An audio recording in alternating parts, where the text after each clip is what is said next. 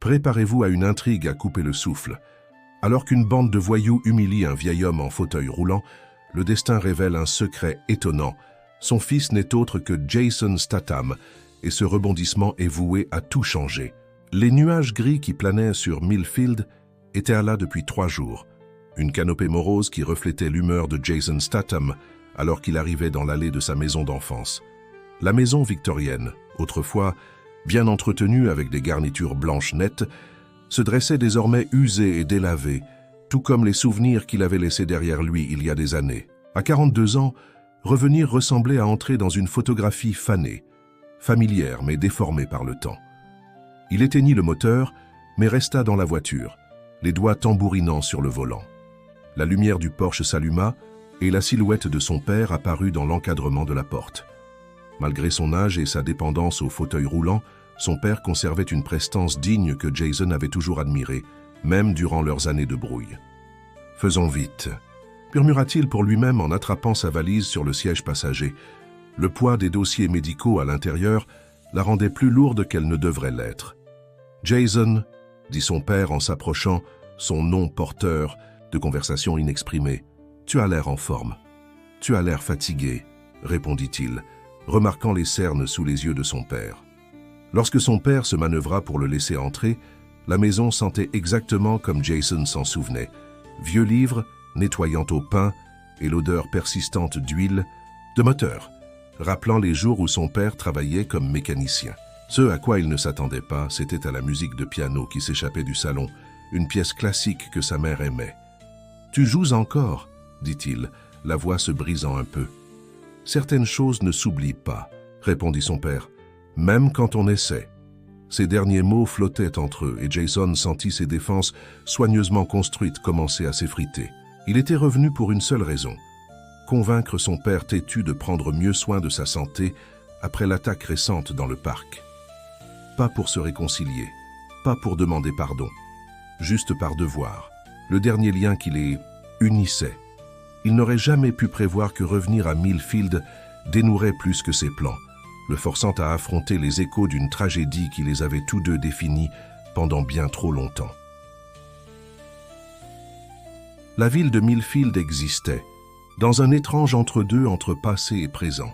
La rue principale avait été revitalisée, avec des cafés artisanaux et des boutiques destinées aux touristes du week-end, mais les quartiers environnants restaient figés dans le temps. Jason remarqua cela en se rendant à la pharmacie locale le lendemain matin, passant devant le parc où son père avait été attaqué il y a seulement quelques mois, une pensée qui faisait encore bouillonner son sang. « Ordonnance pour mon père », dit-il à la pharmacienne, une jeune femme qui ne devait pas avoir plus de 25 ans. « Ah, monsieur Statham, comment va-t-il après l'incident ?» demanda-t-elle, sa sincère inquiétude surprenant Jason. « Il tient le coup », répondit Jason avec prudence. « Dis-lui que Carly lui passe le bonjour. Il m'a aidé l'an dernier avec mes essais de candidature à l'université. Je ne pense pas que j'aurais été admise à Northeastern sans lui. » Jason hocha la tête, essayant d'harmoniser cette information avec l'image du père reclus qu'il se rappelait. « Je lui dirai. » Alors qu'il attendait, une ombre s'étendit sur le comptoir. « Jason, c'est bien toi, n'est-ce pas ?» Il se retourna et vit un homme grand aux yeux bienveillants et à l'allure sérieuse. Pendant un instant, il ne le reconnut pas. Puis tout devint clair. Michael, son ami d'enfance, le garçon qui était resté à ses côtés dans les moments difficiles, qui avait promis de rester en contact lorsque Jason avait quitté la ville. « Michael, dit-il, la voix plus assurée qu'il ne se sentait, tu es toujours là. Né et élevé ici, répondit Michael avec un sourire facile. Même si j'ai réussi à m'évader pour aller en faculté de médecine, je suis revenu diriger le cabinet de mon père maintenant. Docteur Michael, les pièces se mirent en place. Il en saurait long sur l'état de santé du père de Jason. Je suis surpris que tu m'aies reconnu, dit-il, soudain conscient des mèches grises qu'il n'avait pas pris la peine de cacher et des rides qui se creusaient autour de ses yeux. Je te reconnaîtrai n'importe où, affirma simplement Michael, et la sincérité de sa voix fit tordre quelque chose dans la poitrine de Jason. Tu restes combien de temps? Juste assez pour aider mon père à se rétablir et mettre en place des mesures de protection. L'expression de Michael changea. Il t'a parlé de ce qui s'est passé alors? Pas volontairement, répondit Jason. L'hôpital m'a appelé. Ça devait être moi, admit Michael. Ton père t'avait désigné comme contact, d'urgence, bien qu'il m'ait fait promettre de ne l'utiliser qu'en cas de... s'il était gravement blessé, conclut Jason. Michael ne confirma ni n'infia, mais son silence en disait long. Peut-être pourrions-nous prendre un café un de ces jours? Je pourrais te mettre au courant de son état, strictement professionnel. Avant que Jason ne puisse formuler de réponse, Carly revint avec la médication de son père. Voilà, et j'ai ajouté ses bonbons au citron préféré. C'est offert. Jason la remercia, puis se tourna de nouveau vers Michael. Le café me va, professionnellement. En s'éloignant, il ne put s'empêcher de sentir qu'il venait d'ouvrir une porte qu'il avait passé des années à essayer de garder fermée. La table de la cuisine avait toujours été un terrain neutre dans la maison des Statham. Pendant le pire de la maladie de sa mère, quand la tension s'étirait tel un fil de piano entre Jason et son père, il parvenait tout de même à rester civilisé au petit déjeuner. Maintenant, alors que Jason étalait les documents médicaux que Michael lui avait remis, cette même trêve tacite persistait. « Tu dois faire plus attention, dit-il en tapotant le papier. Le médecin dit que ton cœur est solide, mais, à ton âge, une nouvelle attaque comme celle-là pourrait être fatale. » Son père ajouta une autre cuillerée de sucre dans son thé, une habitude que sa femme avait toujours réprimandée. « À mon âge, faire attention est relatif. »« C'est mieux que de mourir, » répliqua Jason. Les yeux de son père brillèrent d'un éclat mêlé d'amusement. « Toujours direct, tout comme ta mère. » La comparaison fit mal. Maman voudrait que tu prennes mieux soin de toi. Ta mère voulait beaucoup de choses, dit-il doucement, mais tout ne s'est pas réalisé. Le poids de ces mots pesait sur la poitrine de Jason. Ils savaient tous deux ce qui restait non dit, que sa mère avait voulu que sa famille reste unie, avait supplié Jason de ne pas couper les ponts avec son père. Je lui avais fait promettre d'essayer de comprendre pourquoi son père avait agi ainsi. Une promesse que Jason avait rompue. Ce n'est pas une question de maman, dit-il en rassemblant les papiers. Il s'agit de toi refusant d'accepter, de l'aide par pure obstination. Son père but une gorgée de thé, le regardant par-dessus le rebord de sa tasse. C'est ce que tu en penses? Quoi d'autre serait-ce? Son père posa sa tasse avec précaution. Peut-être suis-je simplement fatigué, Jason. Peut-être que je n'ai plus la force de lutter. L'honnêteté brutale le prit au dépourvu. Il s'était préparé à l'entêtement de son père, à son indignation justifiée, voire à son silence glacial. Il n'avait pas prévu sa reddition. « Tu n'as pas le droit d'abandonner, dit-il, la voix se durcissant. Pas après tout ce qu'on a traversé. »« Tout » répéta son père. « Tu veux dire l'attaque ?»« Je veux dire tout, » répondit Jason. « L'incident au parc, le décès de maman, notre éloignement, tout. » Son père hocha lentement la tête. « Alors, peut-être qu'il est temps d'en parler. » Avant que Jason ne puisse répondre, la sonnette retentit. À travers la fenêtre de la porte d'entrée, il vit un jeune homme se tortiller nerveusement sur le porche, grand peut-être au début de la vingtaine, avec des écouteurs autour du cou. « Ce sera Noah », dit son père en se dirigeant vers la porte. « Il vient tous les jeudis. »« Noah ?»« Mon élève », expliqua son père comme si cela allait de soi. « Très doué, il me rappelle toi à cet âge. » Alors que son père allait ouvrir la porte, Jason resta figé sur son siège. La maison lui semblait soudain trop petite, trop remplie de fantômes. Il aurait besoin d'air, d'espace, de recul, avant de pouvoir entamer cette conversation. Il quitta la maison par la porte arrière sans dire au revoir, laissant les dossiers médicaux sur la table. Le café de la rue principale avait autrefois été la quincaillerie de la ville. Désormais, il offrait des lattés au lait d'avoine et des pâtisseries sans gluten à un mélange de locaux et de visiteurs. Jason choisit une table près de la fenêtre, regardant les gouttes de pluie dévaler la vitre pendant qu'il attendait Michael. Celui-ci arriva pile à l'heure, secouant l'eau de sa veste. « Printemps typique de la Nouvelle-Angleterre », commenta-t-il en s'asseyant en face de Jason. « Du soleil 1 minute, une averse la suivante. »« Certaines choses ne changent jamais, » répondit Jason. « Et d'autres, si, » répliqua doucement Michael. « Tu as l'air troublé. » Jason serra ses mains autour de sa tasse. « Mon père veut parler de tout ce qui s'est passé. Je ne suis pas sûr d'être prêt. » L'expression de Michael s'adoucit. Il connaissait l'histoire. Tout le monde à Millfield avait un soupçon des tragédies et tensions de la famille Statham. « C'est significatif, » dit prudemment Michael. « Il a un élève, maintenant. Un jeune homme nommé Noah. »« Noah, » acquiesça Michael. « Bon gamin. Il rend visite à ton père depuis environ 3 ans. C'est bénéfique pour eux deux. » Jason sentit une pointe d'irritation. « Tu sembles en savoir beaucoup sur la vie de mon père. » Petite ville, haussa les épaules Michael, et je suis son médecin, et apparemment son confident. Michael se pencha en avant. « Jason, ton père n'avait personne d'autre. Après ton départ ?»« Après mon départ, » interrompit Jason. « Il aurait pu me contacter à tout moment. Il savait où je me trouvais. »« Vraiment ?» lança Michael. « Tu as changé de numéro, déménagé 2 fois. Quand ? Mon père est décédé il y a 6 ans. Nous avons essayé de te joindre. » La révélation le prit au dépourvu. « Je ne savais pas. Je suis désolé pour ton père. » Michael acquiesça d'un léger hochement. « Mon point est que ton père est seul depuis bien trop longtemps. Noah, quelques étudiants du collège communautaire, le club de lecture à la bibliothèque, voilà sa vie maintenant. » « Un club de lecture ?» s'étonna Jason. « Les jeudis soirs, il est devenu un véritable passionné de littérature. Ton père dirige la discussion. » L'image était si en décalage avec l'homme sévère et renfermé dont il se souvenait que Jason eut presque envie de rire. « De qui parles-tu ? Mon père détestait la fiction. Il disait que c'était une perte de temps. »« Les gens changent, » dit simplement Michael. « La perte les transforme. » L'accusation implicite flottait entre eux. La perte avait aussi changé Jason, le rendant dur, défensif.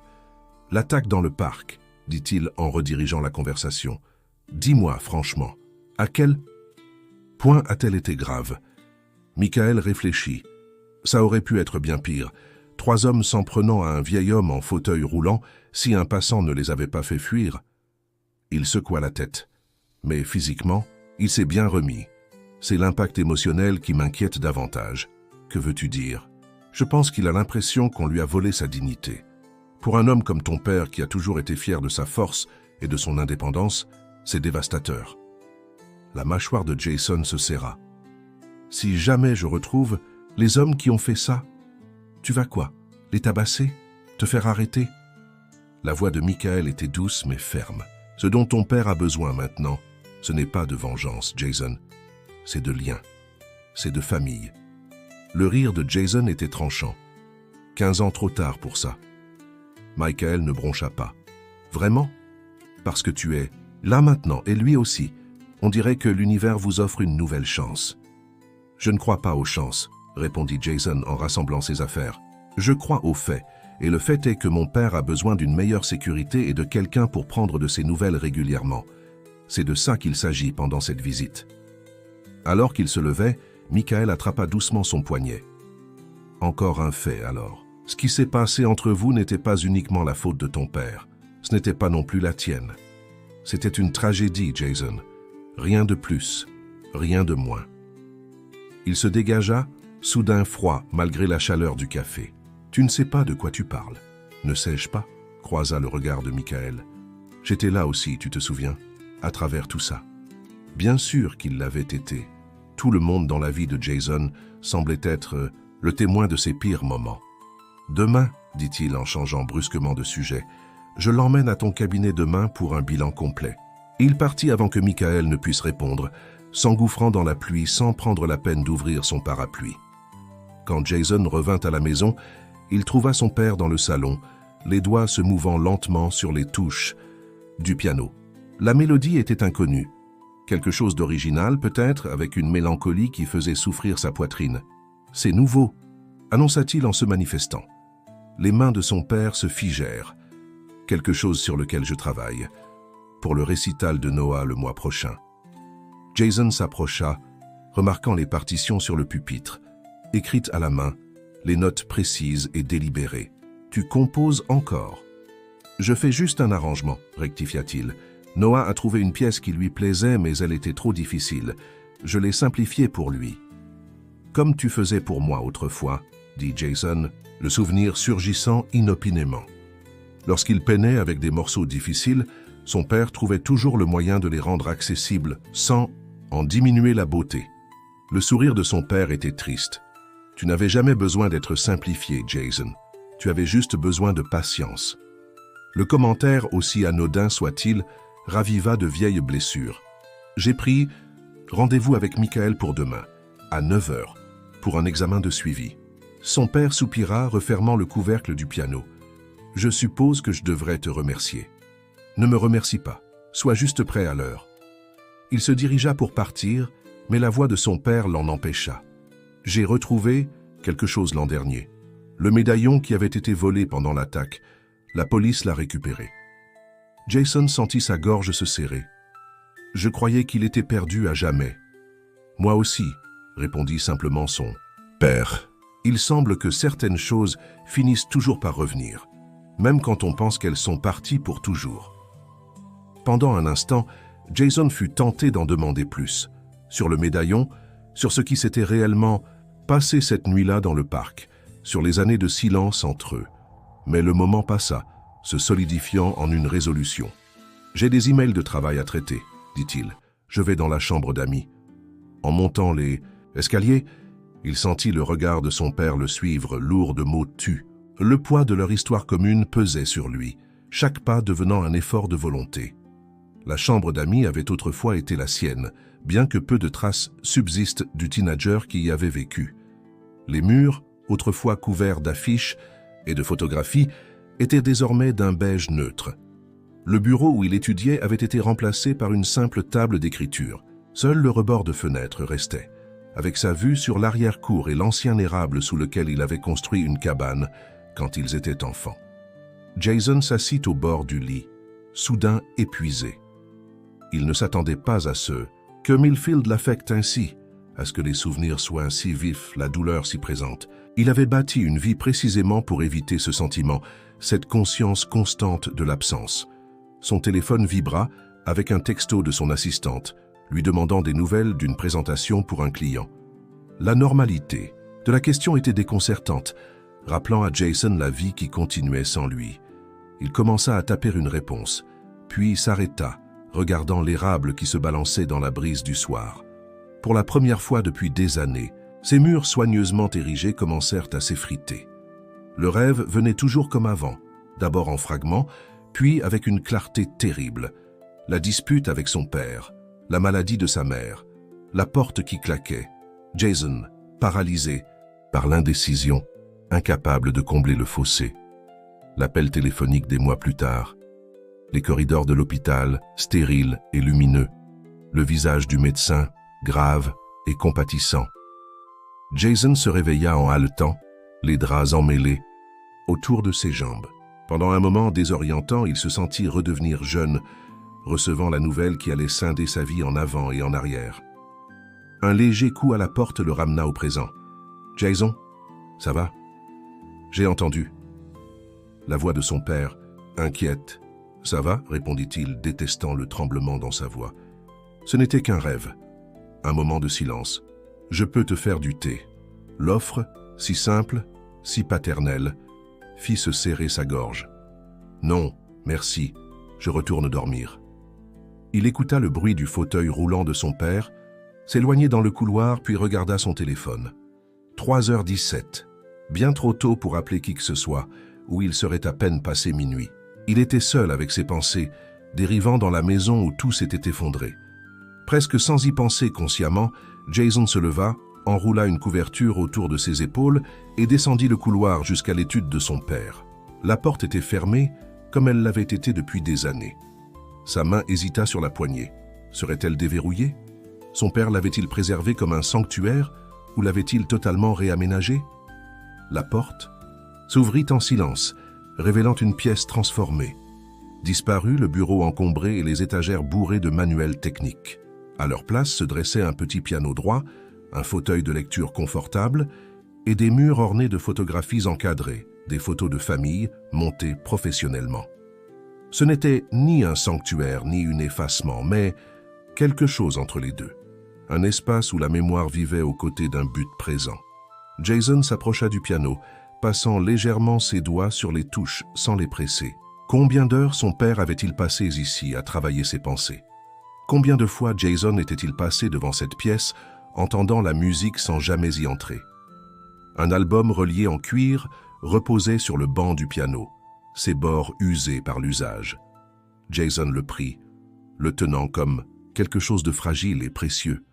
Les pages étaient remplies de photographies de famille, des moments de joie et de célébration entrecoupés de périodes plus calmes. Jason les feuilleta, ses yeux captant des images de fêtes, d'anniversaires, de jours ordinaires rendus extraordinaires par leur préservation. Des photos de sa mère, en pleine santé et souriante.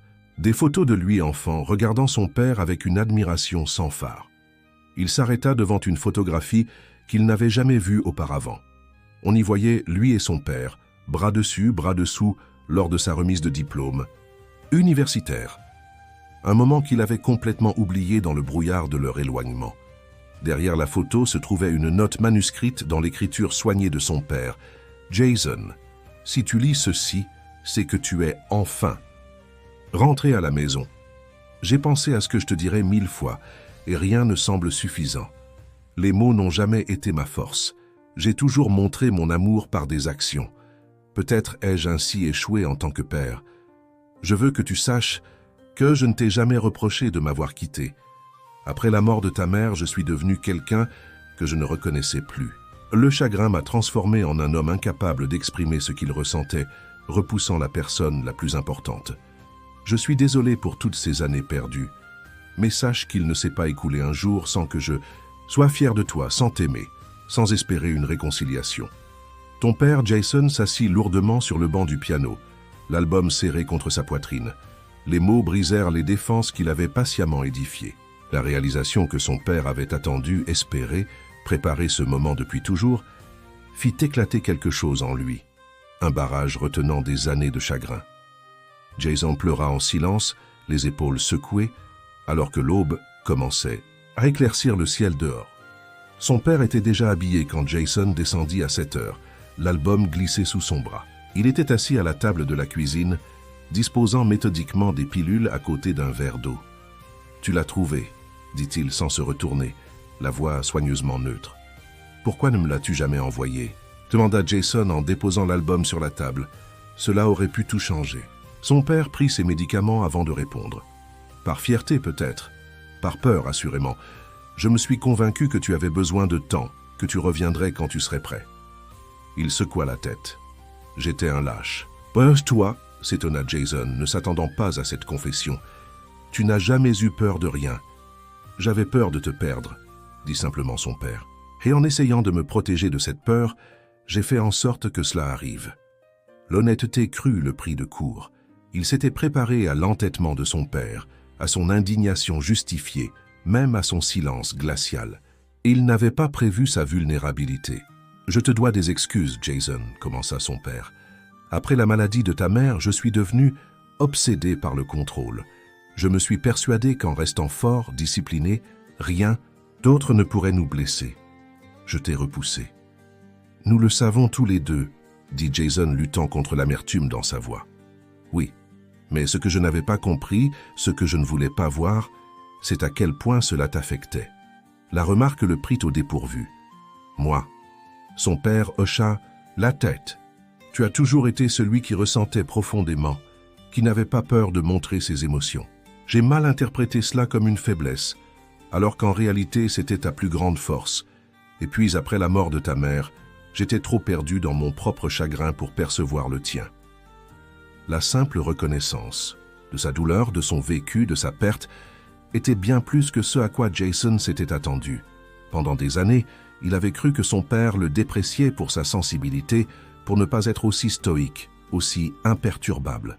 « Je pensais que tu étais déçu de moi, » admit-il à peine audible. Les yeux de son père s'écarquillèrent, surpris. « Jason, non, jamais. J'étais en admiration devant toi, devant ta capacité à ressentir, à te connecter. Je t'enviais, pour être honnête. C'était un cadeau de ta mère que je ne pouvais revendiquer. Et pourtant, tu m'as repoussé quand j'avais le plus besoin de toi. »« Je sais, » répondit doucement son père. « C'est ce que j'essaie de comprendre depuis toutes ces années. Peut-être que le plus grand tort que j'ai fait à la mémoire de ta mère fut de ne pas être à la hauteur du fils qu'elle aimait tant. » La simplicité de cette confession, l'admission franche d'un échec sans excuse, fut à la fois dévastatrice et libératrice.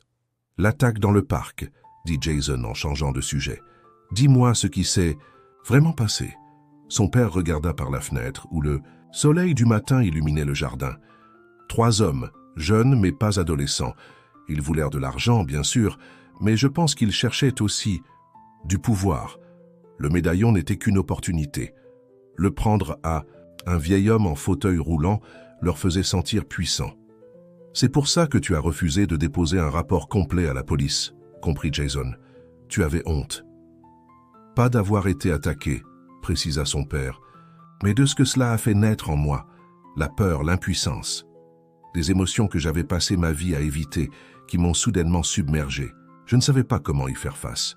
Alors tu t'es refermé, tu t'es retiré. C'est ce que j'ai toujours fait, admit son père, jusqu'à ce que Noah commence à venir. Ce garçon, il n'a aucune patience pour l'auto-apitoiement. Il me rappelle toi. Jason sentit un sourire se dessiner sur ses lèvres malgré lui. Tu as changé. Par nécessité, répondit son père. Peut-être pas assez, peut-être pas assez tôt. La question resta en suspens, sans réponse, mais exigeant une réaction. Maman disait qu'il n'est jamais trop tard pour changer, finit par répondre Jason. Le sourire de son père était triste, mais sincère. Elle le disait, n'est-ce pas? Ta mère était la meilleure de nous. Elle voulait que nous nous réconcilions, rappela Jason, se souvenant de la dernière requête de sa mère. Je lui avais promis d'essayer. Et l'as-tu fait? Essayer? Jason réfléchit sincèrement. Non, jusqu'à maintenant, je n'étais pas prêt. Et maintenant? Il croisa le regard de son père directement. Je ne sais pas, mais je suis là, non? C'est déjà quelque chose. Son père hocha la tête, acceptant cette réponse incomplète. Le rendez-vous avec Michael, j'irai. Merci, dit Jason soulagé. Alors qu'il se préparait à partir, son père s'arrêta à la porte. Peu importe ce qu'il adviendra de ma santé, Jason, je veux que tu saches une chose. Ces derniers jours, t'avoir ici, c'est plus que ce que j'espérais. Cette simple déclaration, dénuée d'attente ou d'exigence, toucha Jason plus profondément qu'il ne s'y attendait. Il hocha la tête, ne se faisant pas confiance pour parler, et suivit son père jusqu'à la voiture. Le cabinet de Michael était plus chaleureux que ce à quoi Jason s'attendait, orné de peintures de paysages et de fauteuils confortables, contrairement aux salles d'examen stériles auxquelles il était habitué dans les grandes villes.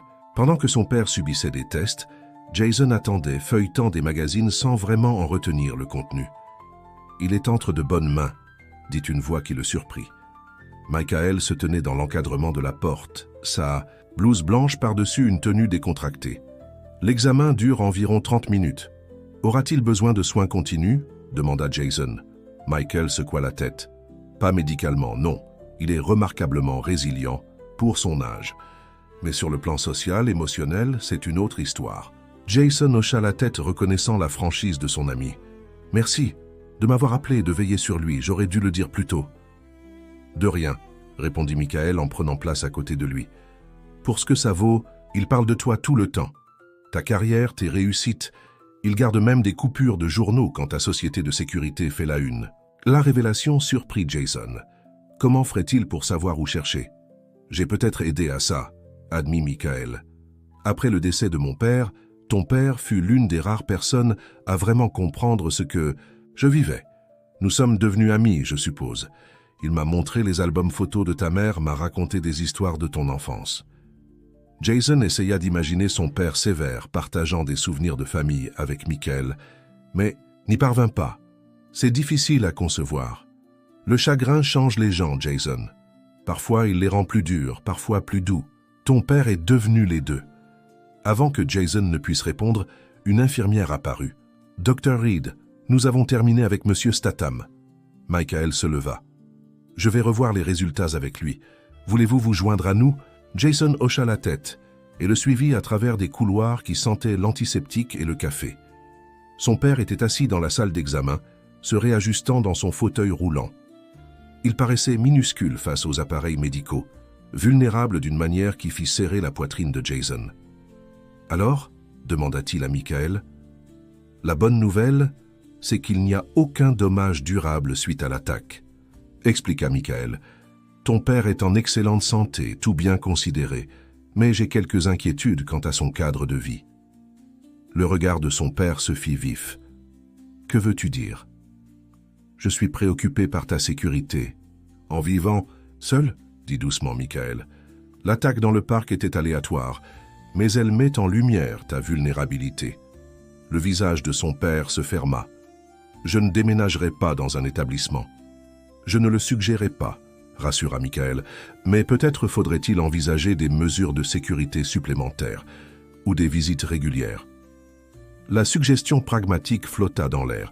Jason sentit le poids des implications, l'attrait de sa vie soigneusement construite dans une autre région, les exigences de clients qui dépendaient de lui. « Je peux m'arranger pour une sécurité, » se dit-il, « et je peux rester quelques semaines au moins, mettre en place un système mieux adapté. » L'expression de son père, surprise mêlée d'un espoir prudent, lui fit prendre conscience de la rareté de l'instant où il entendait son fils choisir la famille plutôt que le travail. « Tu es sûr ?» demanda-t-il. « Oui, » répondit Jason, surpris de constater qu'il le pensait sincèrement. « Je suis sûr. » Alors que Michael exposait ses recommandations, Jason sentit en lui quelque chose changer. Pas tant le pardon, mais la possibilité. La chance d'une fin différente de celle qu'il avait écrite depuis des années. Le parc où son père avait été attaqué était splendide sous le soleil printanier, avec des jonquilles perçant le sol et des arbres bourgeonnant de nouvelles. « Viens !» Jason poussa le fauteuil roulant de son père le long du chemin, hyper conscient de leur environnement d'une manière nouvelle. « Ça s'est passé ici », dit son père en désignant un banc sous un vieux chêne. « J'étais assis, regardant, les enfants jouer. Je ne les ai jamais vus venir. » La mâchoire de Jason se serra. « Ils ont profité de ta vulnérabilité. »« Hein, de ma dignité, » corrigea son père. « C'est cela qui a le plus fait mal, pas les quelques contusions ni le médaillon volé. C'est la sensation de ne plus être un homme à part entière, mais un vieillard à plaindre ou exploiter. » L'honnêteté de cette confession frappa Jason. Pour la première fois, il comprit réellement ce que l'attaque avait signifié pour son père, non pas seulement une agression physique, mais une atteinte à son identité même. « Je sais.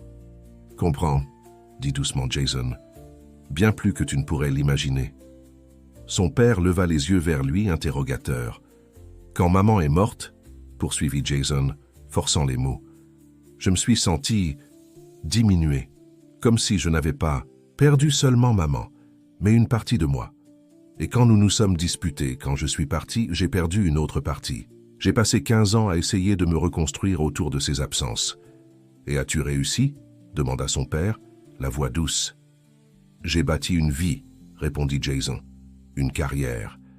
Mais il y a toujours eu ce vide, ce sentiment qu'il manquait quelque chose de fondamental. » Son père hocha la tête, l'air compréhensif. « Pour moi aussi. » Ils restèrent silencieux un moment, la brise printanière portant le parfum d'un renouveau et d'une possibilité. Finalement, ils s'arrêtèrent près d'un petit étang, où des canards nageaient paresseusement sous la lumière de l'après-midi. « J'ai réfléchi, » finit par dire Jason, « à propos du travail, à propos de ma vie, ici. » Son père acquiesça attendant. « On m'a offert la chance d'étendre ma société de sécurité, » continua-t-il. « Ce serait plus de responsabilités, plus de voyages. »« Félicitations, » dit son père, une fierté sincère dans la voix. « Tu l'as mérité. »« J'envisage de refuser, » avoua Jason. La surprise de son père se fit évidente. « Pourquoi ferais-tu ça ?» Jason regarda à travers le parc, rassemblant ses pensées. « Parce que je ne suis plus sûr que ce soit ce que je veux. J'ai passé des années à construire une vie destinée à être aussi différente d'ici que possible. Mais être de retour, voir comment les choses ont changé, comment tu as changé. » Il s'arrêta. « Je ne dis pas que je veux déménager définitivement ici, mais je ne suis plus sûr de vouloir fuir sans cesse non plus. » Son père réfléchit. « Qu'est-ce que tu ferais alors ?»« Je ne sais pas encore, » admit Jason. « C'est ce qui me fait peur. Pour la première fois de ma vie adulte, je n'ai pas de plan quinquennal. » Son père esquissa un léger sourire. « Bienvenue dans la condition humaine, mon fils. » Ils retombèrent dans le silence, observant les canards glisser sur l'étang avec une grâce naturelle. De quelque part, le rire d'enfant se fit entendre, rappelant que la vie continuait son cours malgré les drames personnels. « Quoi que tu décides, » conclut finalement son père, « Sache que tu as une maison ici. Pas seulement une maison, mais un foyer, si et quand tu le voudras. » Jason hocha la tête, la gorge serrée d'émotion. « J'ai parlé avec la société de sécurité hier. Ils installent un nouveau système à la maison demain. » Son père sourit. « Toujours. Le protecteur. »« C'est ce que je fais, » protesta Jason. « C'est ce que tu es, » corrigea doucement son père. « Et c'est quelque chose que j'ai toujours admiré chez toi. » Alors qu'il se dirigeait vers la voiture, Jason posa une main sur l'épaule de son père. Un geste de connexion simple qui, il y a quelques jours, lui aurait semblé impensable. Son père leva la main, recouvrant celle de Jason de la sienne. Ce n'était pas du pardon, pas complètement. Le passé demeurait, avec toute sa douleur et ses regrets. Mais à côté de cela, germait quelque chose de nouveau, les racines timides d'une compréhension, le lent déploiement d'un respect. Dans ce parc où sa dignité avait été volée, père et fils retrouvaient, non par de grands gestes ou des confrontations dramatiques, mais par la reconnaissance silencieuse de leur humanité commune. Le bureau de Michael était plus chaleureux que ce à quoi Jason s'attendait, orné de tableaux de paysages et de fauteuils confortables au lieu des salles d'examen stériles auxquelles il avait l'habitude dans les grandes villes. Pendant que son père subissait des tests, Jason attendait en feuilletant des magazines sans vraiment en absorber le contenu. « Il est entre de bonnes mains », déclara une voix surprenant Jason. Michael se tenait dans l'encadrement de la porte, sa blouse blanche par-dessus des vêtements décontractés. L'examen dure environ 30 minutes. « Aura-t-il besoin de soins continus ?» demanda Jason. Michael secoua la tête. « Pas médicalement, non. Il est remarquablement résilient pour son âge. Mais sur le plan social, émotionnel, c'est une autre histoire. » Jason hocha la tête, reconnaissant la sincérité de son ami. « Merci de m'avoir appelé, de veiller sur lui. J'aurais dû le dire plus tôt. »« De rien, » répondit Michael en prenant place à côté de lui. « Pour ce que ça vaut, il parle de toi tout le temps. Ta carrière, tes réussites. Il garde même des coupures de journaux quand ta société de sécurité fait la une. » La révélation surprit Jason. Comment ferait-il pour savoir où chercher? « J'ai peut-être aidé à cela, » admit Michael. « Après le décès de mon père, ton père fut l'une des rares personnes à vraiment comprendre ce que je vivais. Nous sommes devenus amis, je suppose. Il m'a montré les albums photos de ta mère, m'a raconté des histoires de ton enfance. » Jason essaya d'imaginer son père sévère partageant des souvenirs de famille avec Michael, mais n'y parvint pas. C'est difficile à concevoir. Le chagrin change les gens, Jason. Parfois, il les rend plus durs, parfois plus tendres. Ton père est devenu les deux. Avant que Jason ne puisse répondre, une infirmière apparut. « Dr. Reed, nous avons terminé avec Monsieur Statham. » Michael se leva. « Je vais revoir les résultats avec lui. Voulez-vous vous joindre à nous ?» Jason hocha la tête et le suivit à travers des couloirs imprégnés d'odeurs d'antiseptiques et de café. Son père était assis dans la salle d'examen, s'ajustant dans son fauteuil roulant. Il paraissait minuscule face aux appareils médicaux, vulnérable d'une manière qui fit se resserrer la poitrine de Jason. « Alors ?» demanda-t-il à Michael. « La bonne nouvelle, c'est qu'il n'y a aucun dommage durable suite à l'attaque, » expliqua Michael. « Ton père est en excellente santé, tout bien considéré, mais j'ai quelques inquiétudes concernant son cadre de vie. » Le regard de son père s'aiguisa. « Que veux-tu dire ? » « Je suis préoccupé par ta sécurité en vivant seul, » dit doucement Michael. « L'attaque dans le parc était aléatoire, mais elle met en lumière ta vulnérabilité. » Le visage de son père se ferma. « Je ne déménagerai pas dans un établissement. »« Je ne le suggérais pas, » rassura Michael. « Mais peut-être faudrait-il envisager des mesures de sécurité supplémentaires ou des visites régulières. » La suggestion pragmatique resta suspendue dans l'air. Jason sentit le poids des implications, l'attrait de sa vie minutieusement construite ailleurs, les exigences de clients qui dépendèrent de lui. « Je peux organiser une sécurité, » se dit-il, « et je peux rester quelques semaines au moins, mettre en place un système mieux adapté. » L'expression de son père, surprise mêlée d'un espoir prudent, lui fit réaliser combien il était rare d'entendre son fils choisir la famille plutôt que le travail. « Tu es sûr ?» demanda-t-il. « Oui, » répondit Jason, surpris de constater qu'il le pensait sincèrement. « Je suis sûr. » Pendant que Michael exposait ses recommandations, Jason sentit en lui quelque chose se transformer. Pas exactement le pardon, mais la possibilité. La chance d'une conclusion différente de celle qu'il avait écrite depuis des années. Le parc où son père avait été attaqué était magnifique sous le soleil printanier, avec des jonquilles perçant le sol et des arbres bourgeonnant de nouvelles vies. Jason poussa le fauteuil roulant de son père le long du chemin, hyper conscient de leur environnement comme jamais auparavant. « Ça s'est passé ici », dit son père en désignant un banc sous un vieux chêne. « J'étais assis, regardant les enfants jouer, je ne les ai jamais vus venir. » La mâchoire de Jason se serra. « Ils ont profité de ta vulnérabilité. »« De ma dignité, » corrigea son père. « C'est cela qui a le plus fait mal. Pas les quelques contusions, ni le médaillon volé. La sensation de ne plus être un homme à part entière, mais un vieillard à plaindre ou exploiter. » L'honnêteté de cette confession frappa Jason. Pour la première fois, il comprit réellement ce que l'attaque avait signifié pour son père. Non pas seulement une agression physique, mais une atteinte à son identité. « Je comprends », dit doucement Jason, « plus que tu ne pourrais l'imaginer. » Son père leva les yeux vers lui, interrogateur. « Quand maman est morte, » poursuivit Jason, forçant les mots, « je me suis senti diminué, comme si j'avais perdu non. Seulement maman, mais une partie de moi. Et quand nous nous sommes disputés, quand je suis parti, j'ai perdu une autre partie. J'ai passé 15 ans à essayer de me reconstruire autour de ces absences. »« Et as-tu réussi ?» demanda son père, la voix douce.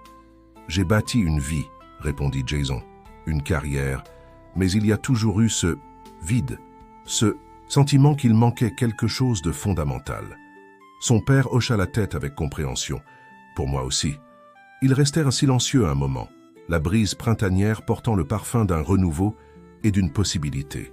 Finalement, ils s'arrêtèrent près d'un petit étang, où des canards nageaient paresseusement sous la lumière de l'après-midi. « J'ai réfléchi, » finit par dire Jason, « à propos du travail, à propos de ma vie ici. » Son père acquiesça attendant.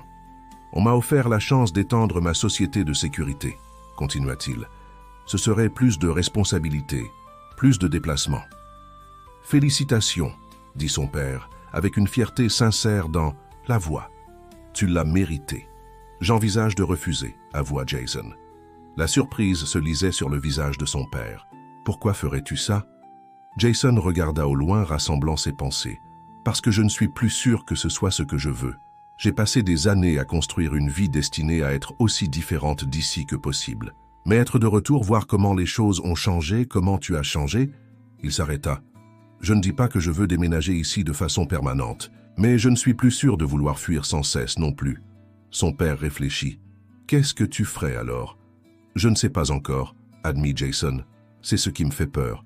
Pour la première fois dans ma vie adulte, je n'ai pas de plan quinquennal. » Son père esquissa un léger sourire. « Bienvenue dans la condition humaine, mon fils. » Ils retombèrent dans le silence, observant les canards glisser sur l'étang avec une grâce naturelle. De quelque part, le rire d'enfant se fit entendre, rappelant que la vie continuait son cours malgré les drames personnels. « Quoi que tu décides, » conclut finalement son père, « sache que tu as une maison ici. Pas seulement une maison, mais un foyer, si et quand tu le voudras. » Jason hocha la tête, la gorge serrée d'émotion. « J'ai parlé avec la société de sécurité hier. Ils installent un nouveau système à la maison demain. » Son père sourit. « Toujours ? » Le protecteur. « C'est ce que je fais, » protesta Jason. « C'est ce que tu es, » corrigea doucement son père. « Et c'est quelque chose que j'ai toujours admiré chez toi. » Alors qu'ils se dirigeaient vers la voiture, Jason posa une main sur l'épaule de son père. Un geste de connexion simple qui, il y a quelques jours, lui aurait semblé impensable. Son père leva la main, recouvrant celle de Jason de la sienne. Ce n'était pas un pardon, pas entièrement. Le passé restait présent, avec toute sa douleur et ses regrets. Mais à côté, quelque chose de nouveau poussait, les racines. Timide d'une compréhension, le lent déploiement d'un respect. Dans ce parc où sa dignité avait été volée, père et fils retrouvaient une parcelle de celle-ci, non par de grands gestes ou des confrontations dramatiques, mais par la reconnaissance silencieuse de leur humanité commune,